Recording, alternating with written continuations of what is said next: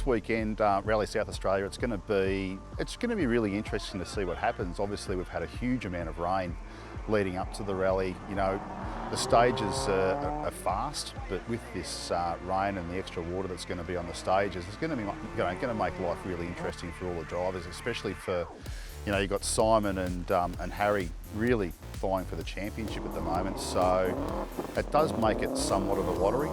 I've always traditionally loved South Australia. We did well here last year, and you know, I think having a lot of the stages that are similar to last year, we actually have the most experience on these stages, and we've got what I think is a really good pace note. So, you know, the challenge will be over the weekend driving to the pace notes. You know, you really have to commit. So I think if I drive to the notes that I've written, then you know, we'll be doing as best as we can and have a crack.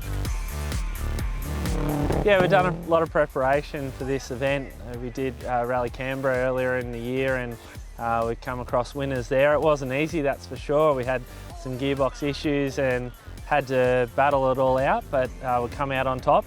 And my most recent event has been competing in the New Zealand Rally Championship, their final round at Coromandel, and we won over there as well.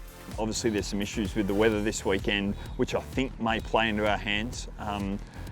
One thing I'll say about Molly, she's ridiculously brave as a driver, so the roads here suit that. You know, you have to be so committed to your notes. It's been obviously hugely beneficial for me this year being up against Simon. He's, you know, proven himself over the years as being one of the fastest drivers in the country, and to be up against that every rally means that I've had to push all the time and, you know, really be on it and trying to improve everywhere. To have that level of competition this year has been, you know, good for me at this point in my career, and you know, that's not going to stop us from trying to beat him. That's certainly going to be the goal, but you know, for the time being I'm just enjoying the fighting and you know, looking forward to going out there this weekend.